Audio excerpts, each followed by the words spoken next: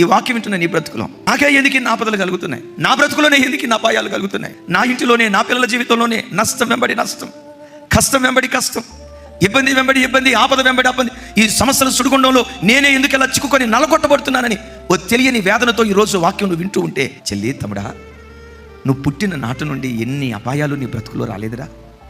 తమ్ముడా, నువ్వు పుట్టిన నాటి నుండి ఎన్ని ఆపదలు నీ బ్రతుకులో నీకు ఎదురు కాలా? నమ్మదగిన దేవుడు ఏ అపాయంలోనైనా నిన్ను విడిచిపెట్టాడా? ఏ ఆపదలోనైనా విడిచిపెట్టాడా? ఏ శ్రమలోనైనా విడిచిపెట్టాడా? గతంలో ఎన్నో ఆపదలు వచ్చాయి, వాటన్నిటిలో నుంచి ఏ దేవుడు తప్పించాడో ఈరోజు నువ్వు అనుభవిస్తున్న ఈ ఆపదలో నుంచి కూడా అదే దేవుడు నిన్ను తప్పించును గాక. శ్రమలలో, బహుశ్రమలలో ఆదరణ కలిగించెను వాక్యమే, కృపావాక్యమే నన్ను వీడని అనుబంధమై, నీ మాటలే జలధారలై